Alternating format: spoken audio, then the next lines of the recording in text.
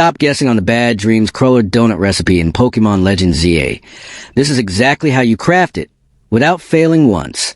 Most other tutorials for this dark tier pastry are confusing or just plain wrong, because they forget that nightmare-infused ingredients react negatively to standard kitchen light. Before we enter the room, you need to understand the logic, or you'll just get stuck again with a bitter, useless lump of dough. Here at Rexish, we are the authority on these spooky Lumiose delicacies, and we are going to do this hand in hand and step by step, so you cannot fail. First, you need to gather 2 bundles of shadow wheat and 1 vial of dark mist from the alleyways near the cemetery at midnight. The secret trick that other creators missed is a deep sleep requirement. You must have a Darkrai or a Pokemon with a Bad Dreams ability in your party to stabilize the dough's volatile energy.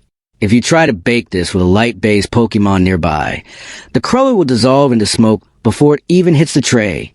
Once you are in the basement kitchen of the abandoned cafe, add 1 pinch of dream dust and whisk the mixture exactly 13 times in a slow, rhythmic motion to match a heartbeat.